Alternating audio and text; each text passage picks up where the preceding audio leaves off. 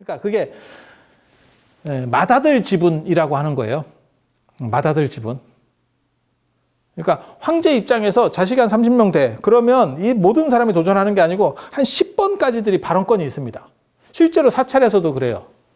절 안에서도 그래요. 절 안에서도 상자가 한 50명 되면 50명이 다 발언을 하느냐? 그렇지 않습니다. 한 10명 정도가 발언을 주로 합니다. 위에 법납이 되는 사람, 선배, 쉽게 말해서. 그리고 밑에 쪽 40명은 거의 발언을 못해요. 그러면 이 밑에 쪽에서 누가 발언하느냐? 센 사람, 똑똑한 사람이 있거든. 그러니까 똑똑한 사람이라고 하는 거는 뭐 위치가 높은 사람일 수도 있고, 실제로 대외적인 활동력이 좋은 사람일 수도 있고, 안 그러면 뭐 포교당이나 사찰 같은 걸 크게 해가지고 자기 위치를 잡은 사람들이 있을 거고, 뭐 그런 사람들이 있는 거예요. 이해가 되죠? 그런 두 그룹이 존재하는 거죠. 그래서 이거는 앞에서 번호표, 그러니까 번호표 앞쪽, 그러니까 정종이 뭐 이방원이 아니었어도 왕이 됐을지 잘 모르겠어요. 왜냐하면 그 사건을 보면 방석이라고 하는 애를 태자로 세우려고 했잖아요. 이성계가 어떻게 보면 그 왕자의 난은 자기 과실이죠. 이미 장성한 아들들이 다 있는데, 그리고 같이 나라를 할 때 일을 했었던 게 정종이나 안 그러면 이방원 같은 경우는 실질적으로 나서서 다 일을 했던 사람인데, 그러니까 실제로는 왕의 아들뿐만이 아니고 개국공신인데, 이제 한 10살 된 애를 세우니까, 방석이를 세우니까, 세자로 세우니까 이런 그것도 있고, 또 뭐가 있냐면 그쪽 세력이 잡으면 이쪽은, 이 사람들은 다 죽어요. 결국은 다 죽어. 현실이 그렇게 되는 거야. 그러니까 이제 뒤집어 엎고 이제 뭐 고륙상쟁이 벌어지는데, 정종 같은 경우는 그러니까 이제 이방원이 난을 일으켜서, 왕자의 난을 일으켜서 자기가 할 수도 있지만 자기가 하면 좀 창피하니까 중간에 마치 그 전두환과 최규하 같은 상태로, 최규하 대통령을 전두환 대통령도 세웠던 것처럼 중간에 과도기 인물로 정종을 세우게 되는 거죠. 그와 비슷해요. 그러니까 이게 앞쪽에 있는 분들, 그러니까 정종에 해당하는 게 이쪽 그룹이라고 보면 되고, 10대 제자나 16성은 이방원 같은 과라고 보시면 돼요. 약간 내가 밑에 있어도 막 치고 올라간다. 어느 집단이든지 그 두 사람이 잡습니다. 롯데도 그렇게 된 거잖아요. 이게 이제 앞쪽에 있는 그 첫째 아들. 10대 제자나 16난 같은 경우는 그게 이제 좀 밑에 아들이라도 아유 나는 능력이 있어요. 이렇게 치고 올라오는 거죠. 그렇게 해서 결국 롯데도 밑에 동생이 이겼잖아요. 그러니까 그 두 집단이 최고의 집단이거든요. 충돌하면 누가 이길 것 같아요? 어디가 이길까요? 정상적으로 승계되는 과정에서는 번호표가 앞인 쪽이 이깁니다. 그리고 약간 혼란기가 되면 능력 있는 사람이 이기죠. 능력 있는 사람. 뭐 정답이 있는 건 아니고, 능력이냐 안 그러면 이제 번호표냐, 둘 중에 하나인 거고, 그게 조선이라고 하는 나라가 계속 승계되는 나라였었고 안정적인 나라였으면 이방원이 못 뒤집겠죠. 그때는 이 번호표가 이기는 거죠. 번호표가 이기거나 위에서 쉽게 말해서 낙점하는 사람이 이기거나, 그러니까 제대로 된 나라면 황제권이 강하면, 임금, 군주권이 강하면, 중국 같은 경우는 그렇습니다. 내가 방석이를 시키면 방석이가 되는 거예요. 그건 황제권에 도전할 수 있는 다른 사람이 없기 때문에, 절대 권력자이기 때문에 그냥 밀어버리면 되는 거예요. 근데 조선 초기만 하더라도 자기가 뭐 사병도 있고 뭐 이러니까 뒤집어 엎는 거죠. 뒤집어 엎었는데도 이성계가 그걸 만회를 못 하잖아요. 자기가 이길 수 있었으면 이방원을 죽였겠죠. 그래서 그런 얘기도 있어요. 이방원을 계속 마음에 안 들어 했죠. 그리고 여러 번 죽이려고 했었고, 그러다가 결국 못 죽이죠. 못 죽이니까 맨 마지막에 했다는 말이 그거잖아요. 너한테 진짜 하늘의 뜻이 있는갑다. 그렇게 해서 포기했다는 거잖아요. 그래서 번호표가 앞쪽이냐, 그러니까 장남 계열이냐 한 팀, 그게 이쪽. 능력자냐, 그게 10대 제자하고 16난 이 두 그룹이 경쟁을 하는 거고, 불교에서는 누가 이겼다고 보냐면 10대 제자 16성이 앞에 나오는 걸로 봐서 10대 제자가 이겼다고 보는 거죠. 능력자가 낫다. 번호표 앞이 뭔 필요가 있냐. 그리고 큰 집단은 이 문제가 다 벌어져요. 불교 안에서도 이 문제가 벌어지는 걸 제가 여러 번 봤거든요. 그러니까 상자들이 몇 없으면 이런 문제가 안 벌어져요. 근데 상자가 막 50명, 막 100명 이러면 이 문제 반드시 벌어집니다. 반드시 벌어집니다. 그래서 1200 제대아란이라고 하는 거는 이렇게 1200명의 많은 큰 제자들. 여기서 큰이라고 하는 대아란이라고 할 때 대는 이 양반들이 10제자나 16나암보다 대단하다. 그게 아니고 법납이 많은 이런 식으로 해석해야 돼요. 짬밥이 많은. 연차가 높은. 연공서열이 높은. 뭐 이런 거죠. 그래서 거기까지 한번 끊어지는 거고, 그래서 지금 여기 내용들을 보면 영산회상에서, 그러니까는 영축산에서 부처님께서 가르침을 이렇게 부촉하셨다. 잘 해라. 이렇게 잘 불교를 잘 전할 수 있도록 해라. 그 대상자가 누구였냐면 10대 제자, 그 다음에 16나한, 그 다음에 500나한, 그 다음에 연각들.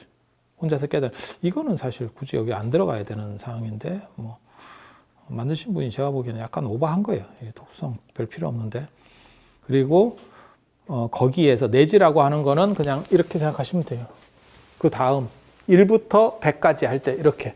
거기서 내지 1200 제대아란.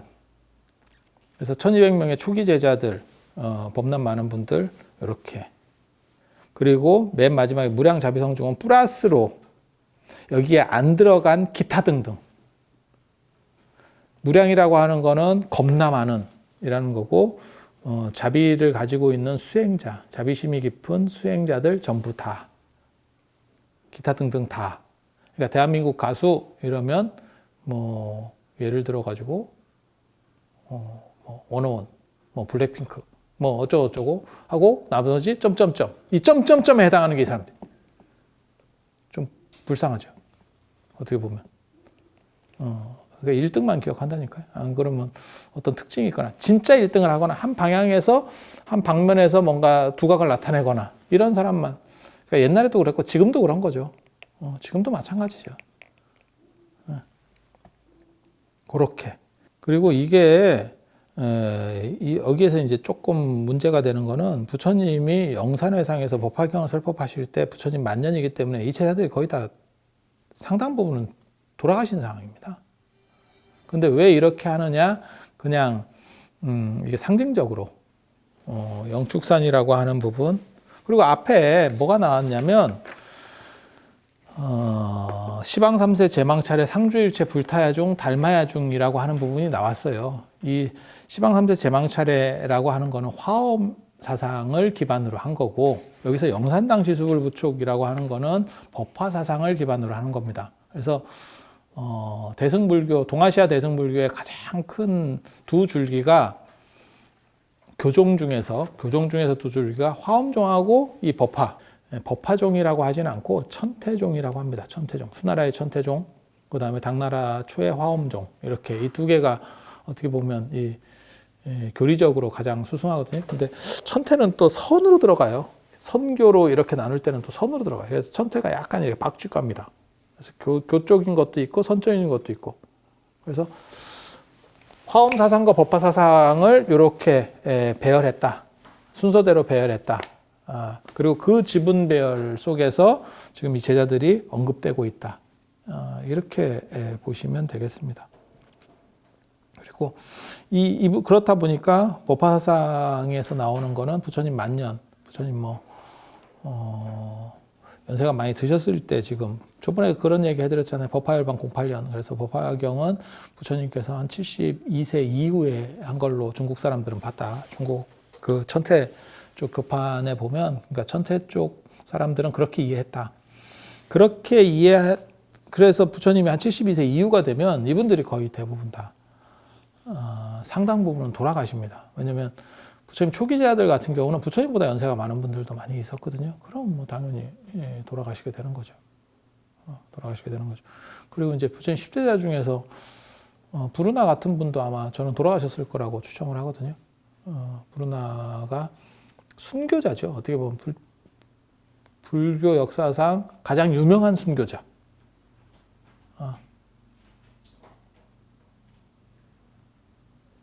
그래서 그 얘기가 있죠. 뭐 아반티 쪽을 교화하러 갔는데 그 동네 사람들 그쪽으로 제가 교화를 가겠습니다라고 부처님께 말씀을 드리니까 그 사람들은 성격이 포악하고 이게 새로운 걸 잘 받아들이지 않아. 그 사람들이 너를 때리면 어떡할래? 이랬더니 때리면 이 사람들은 참 현명하다라고 생각을 하겠습니다. 왜냐하면 뭐 몽둥이나 이런 걸 쓰는 건 아니니까, 도구를 쓰는 거, 연장을 쓰는 건 아니니까 이렇게 얘기했더니 그러면 연장을 쓰면 어떡할래? 그랬더니 이 사람들은 참 현명하다고 생각하겠습니다. 실질적으로 칼이나 이런 걸 쓰지는 않으니까요. 그러니까 그럼 칼이나 이런 걸 써서 절단이 나면 어떡할래? 그랬더니 그러면 이 사람들에게 고맙게 생각하겠습니다. 어차피 나는 깨달음도 얻었고 이 삶이라는 것이 고통이라는 걸 정확하게 알고 있는데 이걸 끝내줘서 이런 대답을 하죠. 그러니까 부처님이 그런 정신 자세면 가도 되겠다. 그리고 갔는데 그 뒤로 기록이 안 나와요. 그 얘기는 갔는데 아주 갔겠죠. 상황상으로 봤을 때 이건 거의 사요나라급이거든. 그러니까 교화하러 갔다가 아주 간 케이스거든. 그러니까 순교죠. 어떻게 보면 거룩한 순교. 거룩한 순교. 그것도 사람이 돌발 순교가 있는데, 그러니까 내가 의도하지 않은 게 너무 사건들이 크게 닥치니까 그걸 극복하는 과정에서 죽을 수 있는 거예요. 근데 이거는 자기가 주시하면서 가는 거죠. 이런 상황이 충분히 발생할 수 있어 라고 하면서도 내 의지를 가지고 가는 거죠. 훨씬 어려운 겁니다. 그러니까 예를 들면 그런 거죠. 사람이 자살을 하는데 빌딩 같은 데는 아파트에서 떨어져 죽을 수도 있는 거야. 그런데 자이나교 같은 경우는 살레카라고 하는 게 있거든요. 단식사. 내 죽음을 내가 관조하면서 죽어가는 거예요. 그게 훨씬 어렵죠. 누가 봐도 그게 훨씬 어렵죠. 그냥 뛰어내리는 건 막 미친 척하고 뛰어내릴 수 있는 거고, 그 다음에 그게 심리적으로 사람이 욱해서 뛰어내릴 수도 있는 거거든요. 그러니까 대부분 자살한다고 옥상에서 농성 벌리는 사람 말려놓으면 다음부터는 잘 안 하잖아요. 그게 심리적인 것도 있는 거거든요.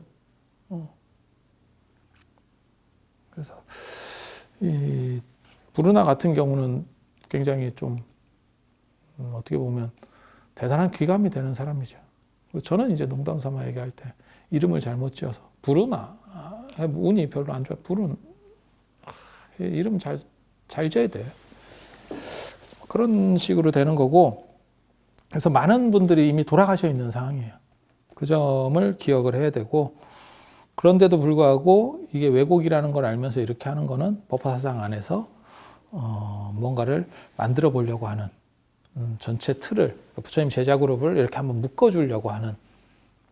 그래서 이렇게 보면 시방 3세 제망차례 상주일체 불타야 중 달마야 중에서 화엄에 대한 부분이 나왔고, 그 다음에 뭐가 나오냐면 대지문수보살, 대행보현보살, 그 다음에 대비관세음보살, 대원문자시장보살에서 이 보살에 대한 부분이 한번 나왔고, 그 다음에 영산당시에서 법화사상과 그 다음에 성문영각에 대한 얘기가 나왔고, 그러면 그 다음에 뭐가 나와야 되냐면 중국 불교에서 가장 중요한 게 법화의 천태, 그 다음에 화엄 이런 것도 중요하지만 실질적으로는 선불교거든요. 선종, 남종선, 육조해능의 남종선.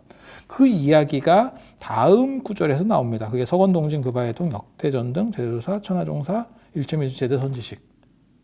그러면 선이 더 중요하다는데 왜 선은 뒤에 나옵니까? 이런 제자들보다 더 뒤에 나옵니까? 발생 순서 때문에 그래요. 여기도 지금 성문영각 보살이라고 칭할 때도 왜 보살이 뒤에 나오냐면 발생 순서 때문에 그렇거든요. 그래서 여기도 지금 발생 순서 때문에 뒤로 밀려 있는 거예요. 그래서 오늘은 이상하고 다음 시간에 이 선불교에 대한 이야기를 이어서 해드리도록 하겠습니다. 자, 들어주셔서 감사합니다.